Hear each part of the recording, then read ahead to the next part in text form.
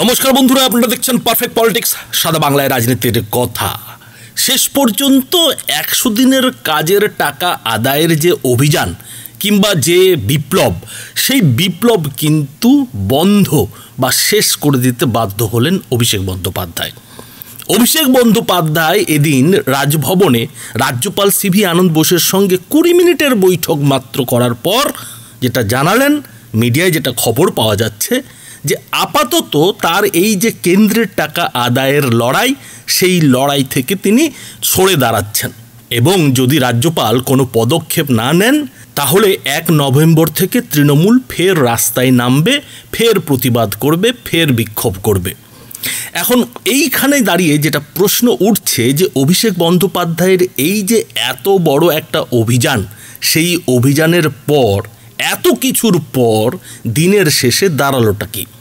অভিষেক বন্দ্যোপাধ্যায় কি আদৌ তার এই যে 100 দিনের কাজের টাকা কেড়ে নেওয়ার চেষ্টা কিংবা লড়াই করে কেন্দ্রের নরেন্দ্র মোদী সরকারের কাছ থেকে নিয়ে আসার চেষ্টা, সেই চেষ্টায় কি সফল হলেন, নাকি তিনি শেষ পর্যন্ত মুখ রক্ষা করতে বাধ্য হলেন? বন্ধুরা, আপনারা জানেন যে অভিষেক বন্দ্যোপাধ্যায় একেবারে বিধায়ক সাংসদদের নিয়ে দিল্লিতে গিয়ে যন্ত্রমন্ত্রে ধর্ণা দিয়েছিলেন। তারপরে কৃষি ভবনে গিয়ে কেন্দ্রীয় গ্রামোন্নয়ন প্রতিমন্ত্রী নিরঞ্জন জ্যোতির সঙ্গে দেখা করার চেষ্টা করেছিলেন এবং তারপরে দিল্লি পুলিশ সেখান থেকে তাদের চ্যাংদোলা করে বের করে দেওয়ার পর তারা মিডিয়ায় যেটা দাবি করেছিলেন, অভিষেক বন্দ্যোপাধ্যায় কিংবা কল্যাণ বন্দ্যোপাধ্যায়রা যেটা দাবি করেছিলেন যে আসলে কেন্দ্রীয় প্রতিমন্ত্রী নাকি পেছনের দরজা দিয়ে পালিয়ে গিয়েছিলেন।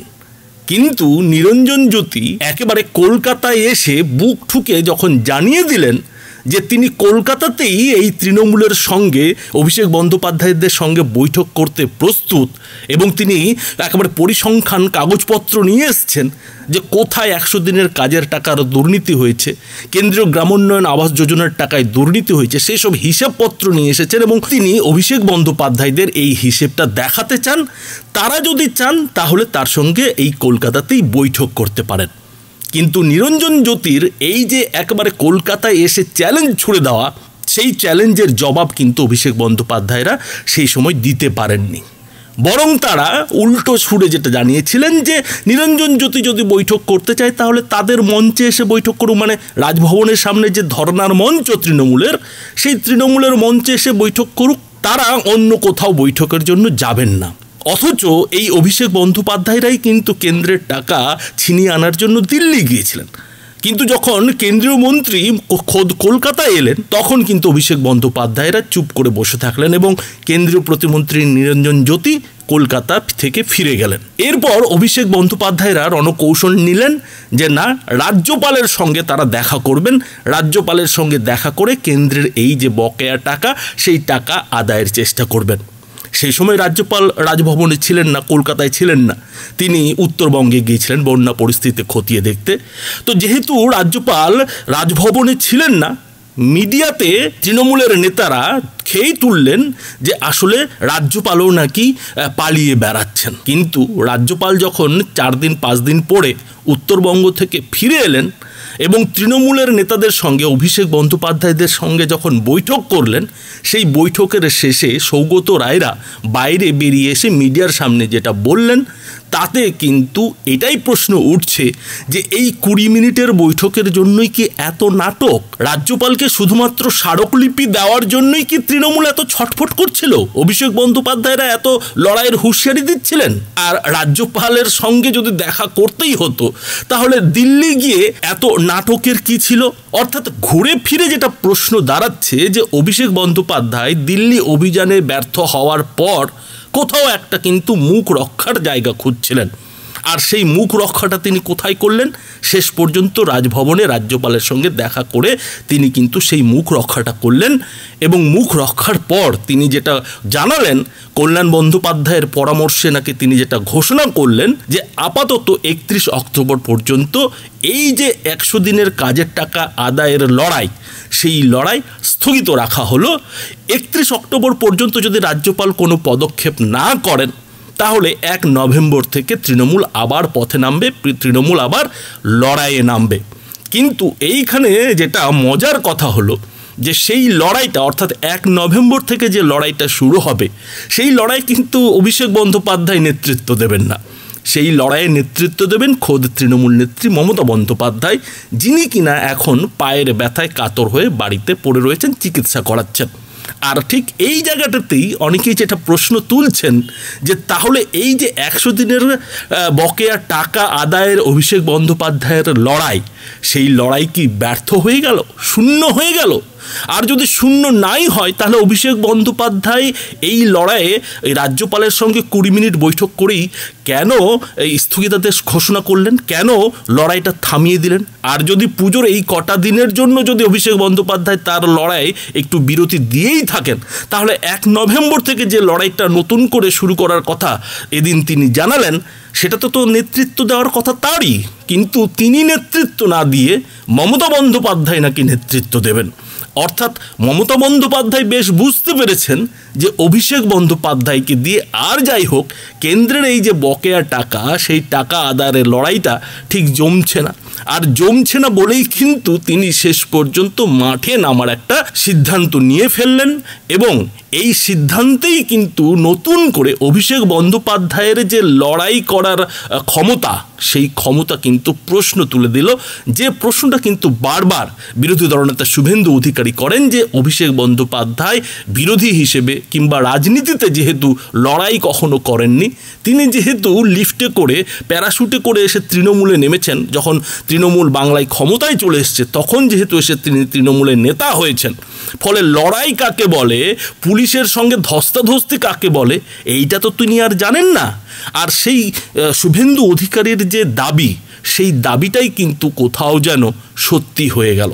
তবে অভিষেক বন্দ্যোপাধ্যায়ের এই যে একটা ব্যর্থতা, সেই ব্যর্থতা যে অভিষেক বন্দ্যোপাধ্যায়ের মনে চাপ ফেলেছে, সেটা বন্ধুরা এই যে রাজভবনের সামনে তৃণমূলের ধর্ণা, সেই ধর্ণাতেই কিন্তু তার যে বডি ল্যাঙ্গুয়েজ, ভাবভঙ্গি, তাতে কিন্তু পরিষ্কার হয়ে গেছে। তবে খেলা এখানেই শেষ হয়ে যায়নি।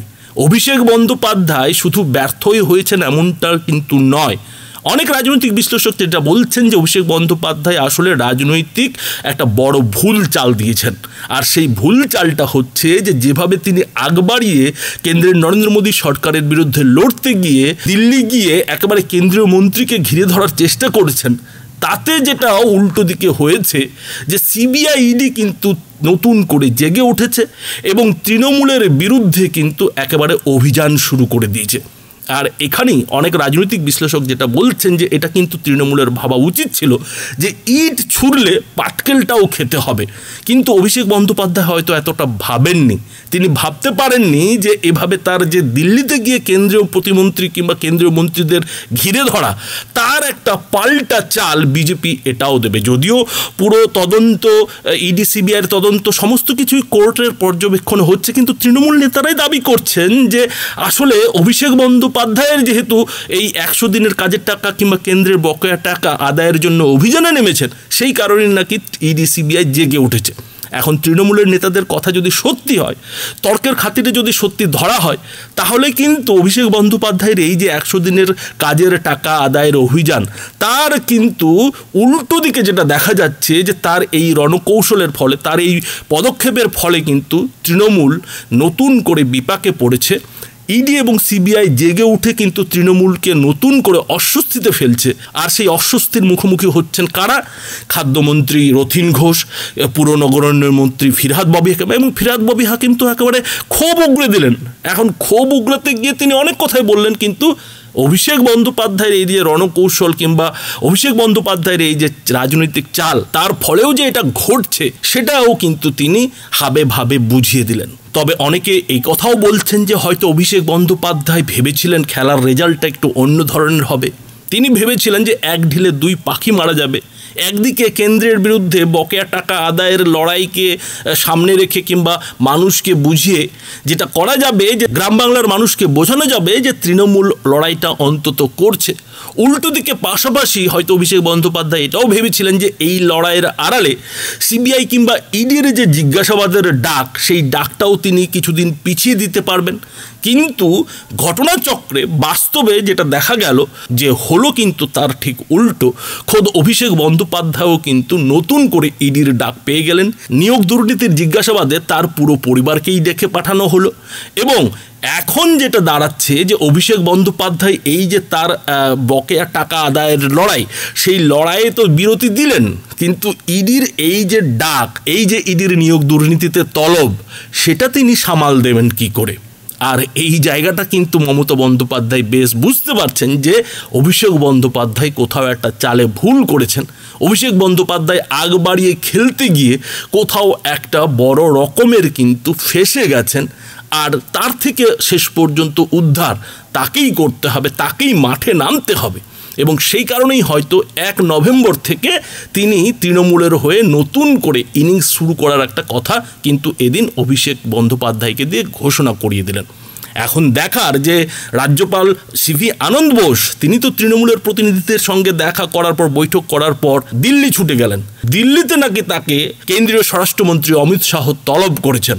এখন এই যে তলব, এই তলবে রাজ্যপালকে কি শুনতে হয়, রাজ্যপালকে দিল্লি কি নির্দেশ দেয়, তার উপরে অনেক কিছুই নির্ভর করছে। কিন্তু কেন্দ্রীয় গ্রামোন্নয়ন মন্ত্রী কিংবা প্রতিমন্ত্রীরা যে অবস্থানটা নিয়েছেন, যে কাজটা এর আগে করেছেন, তাতে কিন্তু একটা জিনিস পরিষ্কার হয়ে যাচ্ছে যে বিজেপির কেন্দ্রীয় নেতৃত্ব কিন্তু তৃণমূলের সঙ্গে সমঝোতায় যেতে রাজি নয়। তৃণমূলকে কিন্তু এই যে বকেয়া টাকা, সেই বকেয়া টাকা কিন্তু এখনই দিতে রাজি নয়, যতদিন না পর্যন্ত তৃণমূল এই যে 100 দিনের কাজের টাকা কিংবা প্রধানমন্ত্রী গ্রামীণ আবাস যোজনায় যে দুর্নীতির অভিযোগ উঠেছে, সেই দুর্নীতির যতদিন না তদন্ত করাচ্ছে, দুর্নীতিগ্রস্তদের যতদিন পর্যন্ত না জেলে ঢোকাচ্ছে, ততদিন পর্যন্ত যে কেন্দ্রীয় সরকার রাজ্য সরকারকে টাকা দেওয়ার মুডে নেই, সেটা কিন্তু বেশ স্পষ্ট হয়ে গেছে। এবং শুভেন্দু অধিকারী কিন্তু এরই মধ্যে অমিত শাহদের সঙ্গে দেখা করে পুরো ব্যাপারটা ছকে ফেলেছেন। আর ছকে ফেলেছেন বলেই কিন্তু এই যে রাজ্যপালের দিল্লি যাত্রা, সেই দিল্লি যাত্রার পর কি বেরোবে, কি বেরোতে চলেছে, তার কিন্তু একটা আগাম আঁচ পাওয়া যাচ্ছে। এবং রাজ্যপালের এই যে নিজেকে বাঁচানোর চেষ্টা, সেই চেষ্টাকে যে বিজেপি মোটেও ভালো চোখে দেখছে না, শুভেন্দু অধিকারীরা যে মোটেও সেটাকে মেনে নিতে পারছেন না, সেটা কিন্তু বিজেপির পাল্টা রাজভবন যে ঘেরাওয়ের কর্মসূচি, তাতে কিন্তু প্রমাণ হয়ে যাচ্ছে। অর্থাৎ রাজ্যপাল সিভি আনন্দ বোস তৃণমূল নেতাদের সঙ্গে দেখা করে দিল্লি ছুটে গেলেও এই যে কেন্দ্রের বকেয়া টাকা, সেই টাকা নিয়ে কতটা কি করতে পারবেন সেটা নিয়ে কিন্তু যথেষ্ট সন্দেহ রয়েছে। আর এটা অভিষেক বন্দ্যোপাধ্যায় কিংবা মমতা বন্দ্যোপাধ্যায়রাও ভালো মতো জানেন যে রাজ্যপাল সিভি আনন্দ বোস কতটা কি করতে পারবেন, তার পক্ষে কতটা কি করা সম্ভব হবে। যদি কেন্দ্র সরকার টাকা আটকে রাখতে চায়, তাহলে রাজ্যপালের তরফে কি করা সম্ভব হবে, এটা কিন্তু বোঝার পরেও তৃণমূল কোথাও মুখ রক্ষার জন্য, অভিষেক বন্দ্যোপাধ্যায় তার মুখ রক্ষার জন্য রাজ্যপালের উপরই কিন্তু ভরসা করলেন। অর্থাৎ পরিষ্কার কথায় অভিষেক বন্দ্যোপাধ্যায়ের এই যে 100 দিনের টাকা ছিনিয়ে আনার লড়াই, সেই লড়াইয়ের প্রথম রাউন্ডে এটা বলা যায় যে তিনি পুরোপুরি ব্যর্থ। এবং তার যে রাজভবনের সামনে ধরার চেষ্টা, কলকাতায় এসেও যে তার লড়াইয়ের চেষ্টা, সেই চেষ্টাও কিন্তু ব্যর্থ হয়েছে। কেননা সেখানে নাকি মানুষজনও তেমন হয়নি, তৃণমূলের নেতারাই ভিড় বাড়িয়েছেন, তৃণমূলের কর্মী সমর্থকদের পর্যন্ত সেখানে দেখানো যায়নি। ফলে রাজ্যপাল সিভি আনন্দ বোসের সঙ্গে দেখা করে এই লড়াইয়ে বিরতি দেওয়া ছাড়া অভিষেক বন্দ্যোপাধ্যায়ের কিন্তু আর কোনো উপায় ছিল না। অর্থাৎ অভিষেক বন্দ্যোপাধ্যায় কিন্তু শেষ পর্যন্ত পালিয়েই বাঁচলেন, এমনটাই কিন্তু বলছেন রাজনৈতিক বিশ্লেষকরা। বন্ধুরা, এই বিষয়ে আপনাদের কি মতামত তা অবশ্যই এই ভিডিওটির নিচে কমেন্ট বক্সে লিখে জানাবেন। ধন্যবাদ।